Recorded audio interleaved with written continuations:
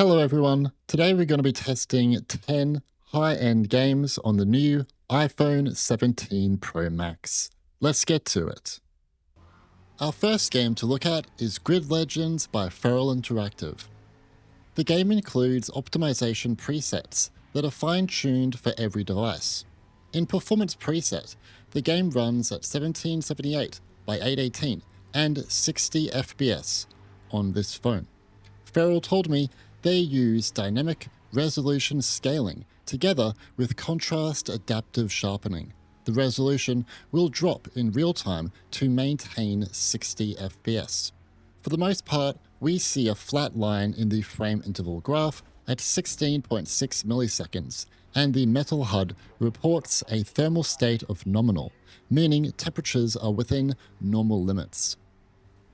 If we compare these results to my iPhone 16 Pro Max, it is running at a slightly lower resolution, sees more frequent drops to 50 FPS, and GPU time is higher.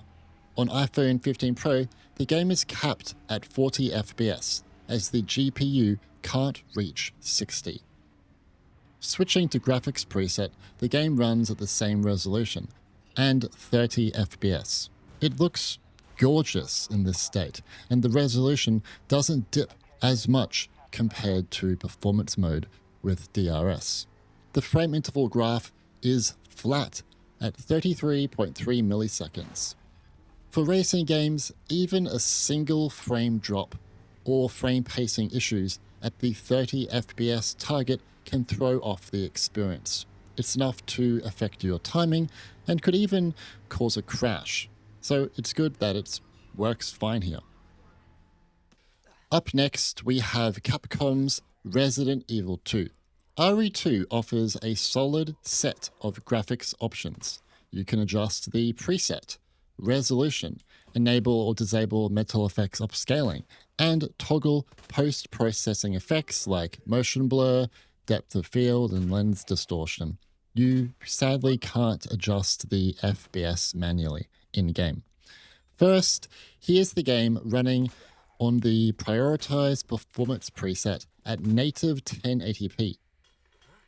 Comparing across devices, the A17 Pro goes below 30 with high GPU frame times, while the A18 Pro improves slightly to roughly 30 to 35 FPS, and the A19 Pro pushes up to sometimes 50 FPS. Plus, it provides nearly half the GPU time. Even so, for a game like this, a fully locked 60 FPS would still be preferable for fluid controls and responsiveness in combat. So if you want 60 FPS, you can either play it like 720p without metal effects, or use metal effects quality at a higher res like 1080. This means it's being upscaled 50% from 540p. So some ghosting and artifacts are inevitable at this low res. No choice. Gotta take it down.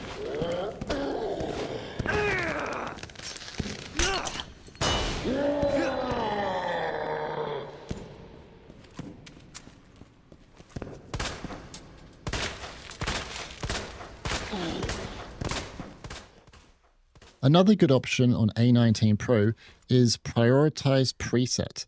Keep in mind, this preset caps the frame rate to 30. The upside is that you can more easily run the game at higher settings because of this 30 FPS target and without metal effects. For example, here it is running at 1080p. Frame pacing is, for the most part, perfect, and we see 33.3 milliseconds in the frame interval. It's going to be, again, up to personal choice if you're comfortable playing this type of game at 30 frames. But this is a good option if you prefer graphics over performance. The game does look really good like this. Moving on, we have another RE game, Resident Evil 4. This is easily the most demanding game from the series on Apple devices. The port is a much more locked down experience though. It doesn't feature any in-game graphical options. You can adjust settings through the config file in the Files app, but that's for advanced users. Anyway, I'll show that later. On this phone, the game runs at 1560 by 720 and 30 FPS, and mostly low graphics. The metal HUD shows that the game is using temporal upscaling, and it reports a scaling input resolution of 300p and a scaling target resolution of 600p, which then gives a final output frame buffer of 720p.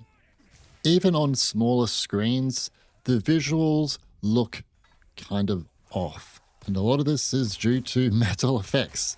There's ghosting around characters and vegetation and motion blur. Motion blur looks really not that good. Alright, so let's mess around with the config file, shall we? So this is going to show us how much better the GPU here is over the prior chips. For testing, I have enabled a 60 FPS cap across all devices and left everything else the same. The game can get up to 60 FPS on A19 Pro.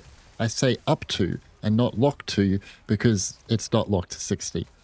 Still, this is dramatically better than my other iPhone Pros, a huge step up. One thing that this phone does really well is thermals, and this game is a great showcase for it. The new vapor chamber keeps temperatures under control. The metal HUD shows a thermal state of fair here, so it's a bit hot, maybe like 35 to 40 degrees. But on my iPhone 16 Pro Max and iPhone 15 Pro, they went up to serious, which is likely up to 50 degrees, maybe a bit over. This obviously indicates throttling. Capcom can clearly make this game run better here, by default. For example, I modded the game on my Mac. This is balanced preset 30 FPS at max resolution, but with metal effects on quality. So its resolution is being upscaled from like 538p. I am able to pull off 30 FPS kind of well.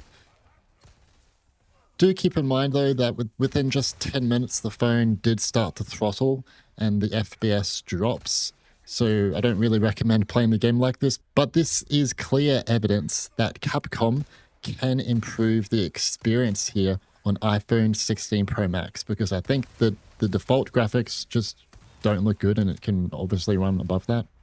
Keep coming.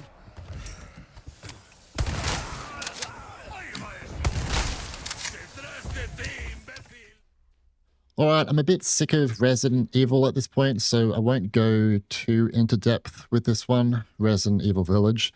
The main reason I want to highlight it is because the iPhone 16 Pro Max still runs into major crashing issues with this port and could be a problem for other AAA games. I believe the iPhone 17 Pro has 12 gig of memory now, and this would help alleviate this problem of crashes where the app runs out of memory. But in practice, apps appear to still be capped at roughly 6 gig. Like that's the max that you can use. This is the same on the 16 Pro and the 15 Pro models. I imagine this is tied to the lack of swappable memory support, which is something the M series iPads benefit from. Irie Village offers the same in-game graphical options as PC, which is both a good thing and a terrible thing, because if you push the graphics too high, the game simply crashes in some scenes. Not every scene is like this, but there are a lot of... it does happen a lot. It's a little frustrating because the phone itself clearly has the power to push the game at high settings, but the RAM ceiling prevents that. Hopefully Apple addresses this in a future update and allows closer to 10 gig of memory to be used. Here we have HITMAN World of Assassination. On iPhone and iPad, you only have options to adjust mirror reflection quality, and you can play around with metal effects spatial or temporal modes. I can't seem to be able to actually disable metal effects though, even though there is an in-game option, it's still always using metal effects. Also, the game is always capped at 30 FPS on iPhone, regardless of if you opt for 60 or 40 FPS. Anyway, the graphics here are running pretty high in the background with like a mix of medium and low. Texture quality is not the best for characters, shirts, and so forth, but overall it looks pretty good. The game is very CPU bound though in some missions, and a good place to see this is the finish line in Hitman 2. We can see command buffer CPU and render encoder GPU numbers are pretty high, and frame pacing can have issues due to this, even with metal effects. I can almost fix this if I change metal effects temporal from balance to performance mode at 660p, but it still has a few little tinkering issues. Overall, performance is much better on this phone compared to my others. Look at the difference here in Hitman 2 in this scene. It's a night and day difference.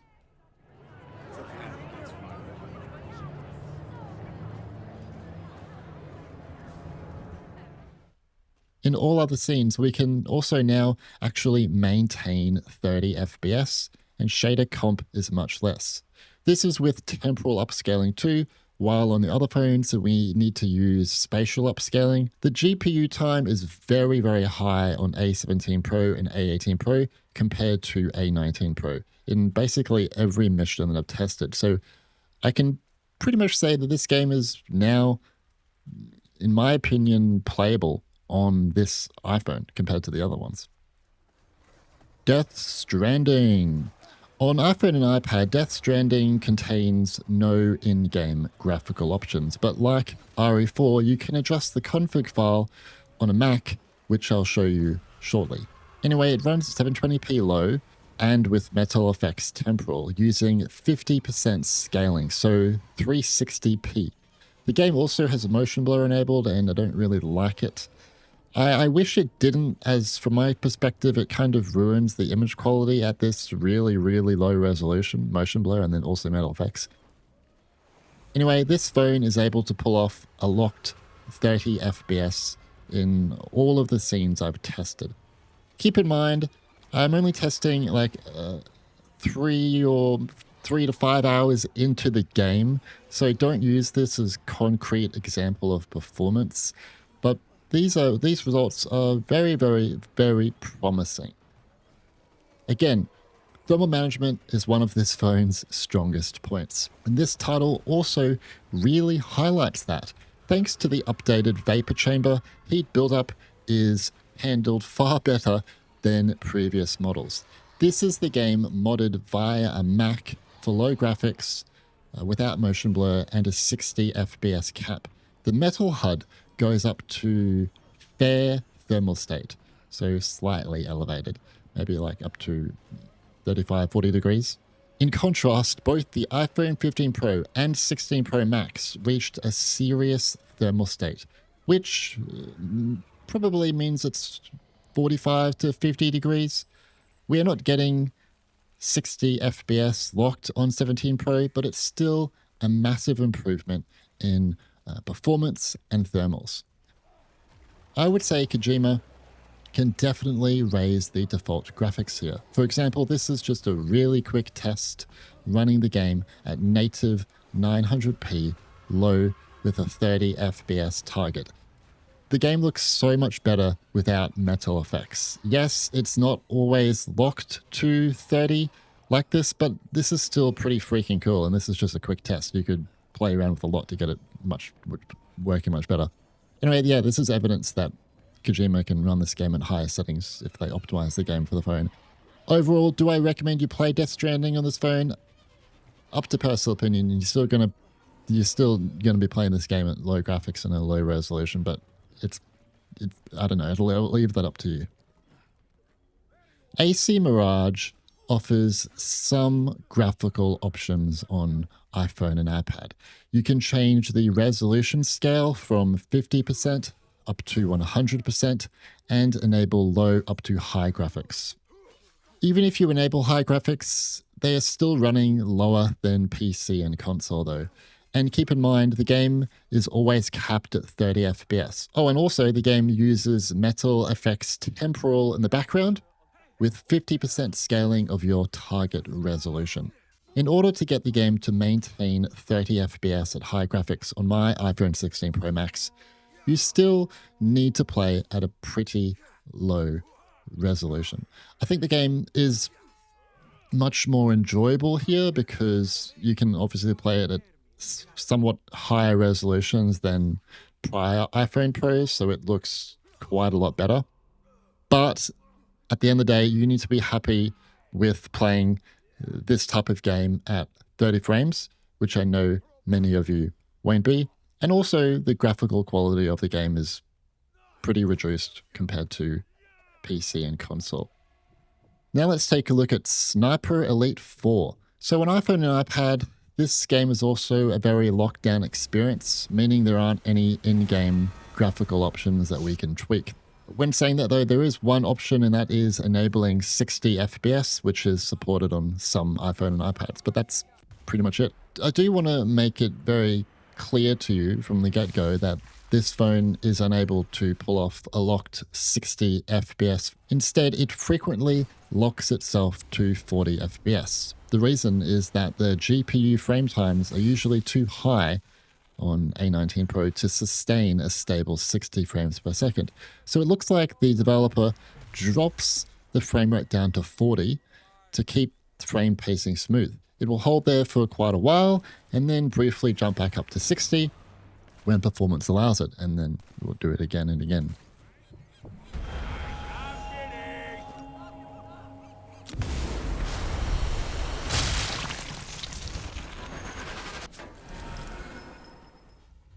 Honestly, I think this is actually pretty smart, because the difference between 30 and 60 is massive, but the jump from 40 to 60 isn't as noticeable, at least from my perspective.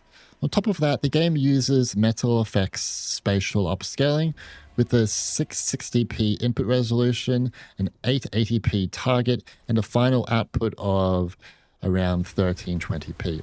Visually, this game actually looks really good, especially compared to the other AAA games like Death Stranding and RE4 that run at ridiculously low resolutions by default with Metal Effects.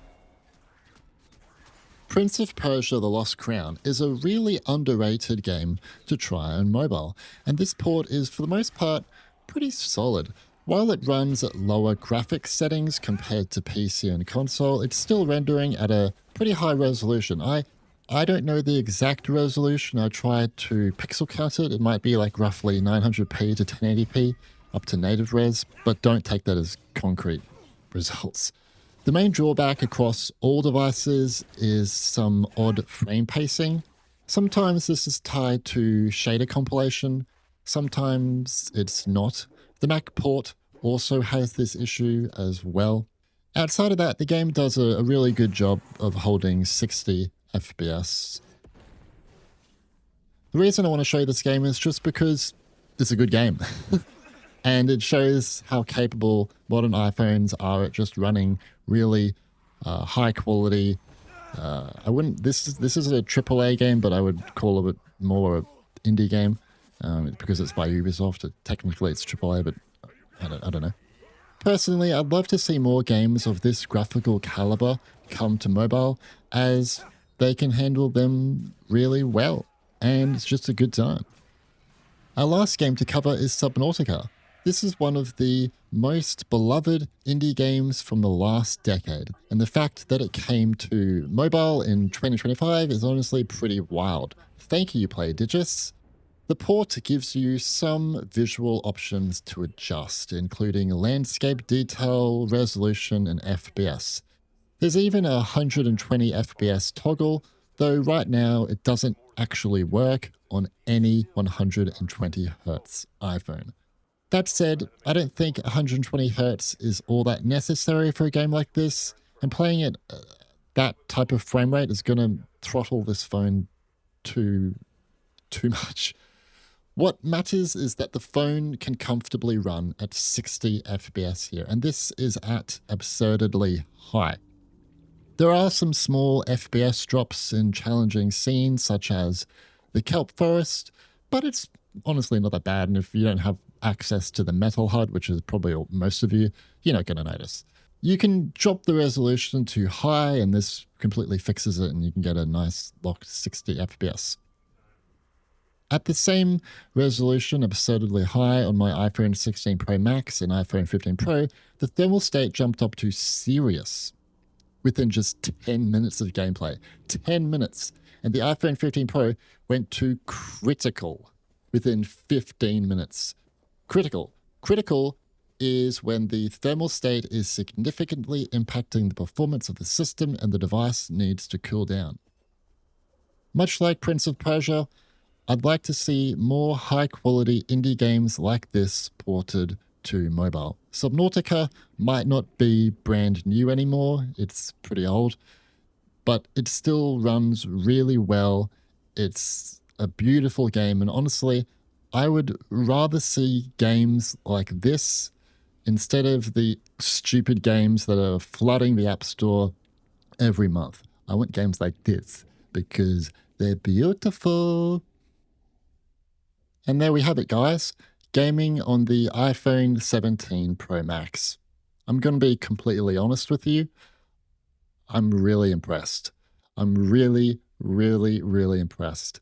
To be honest with you, I was going into this. I was going into this just expecting like a small boost, like that we usually see with each new generation of iPhones. But this is really cool for a number of reasons. First of all, thermals are so much better with this vapor chamber cooling thing.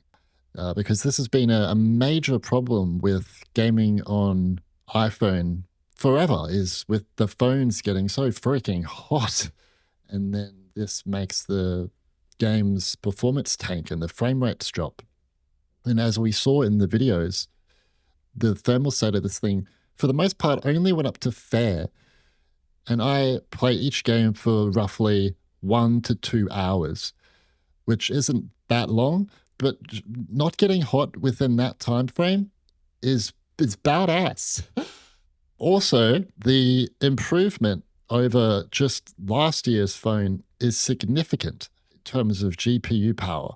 And I don't think that should go unnoticed. It's absolutely massive. And this allows you to play at considerably higher resolutions with these AAA games and without metal effects running them at such a stupidly low resolution. Obviously, we need to keep our expectations in check here. For the most part, you still are not able to run these games at a locked 60 FPS. You're going to be playing at 30 frames. The reason I point that out is just because the previous iPhones had pretty big issues with just maintaining the 30 FPS target in a lot of these games, and it's a lot better here. The biggest issue with this phone, and it's not just this phone, it's every Apple, it's every iPhone and iPad, is that there's no games. There's no games. This thing is really capable, but we've got barely anything to show for it. We've got like barely any true AAA games and not enough high quality games that you would see like on PC and console.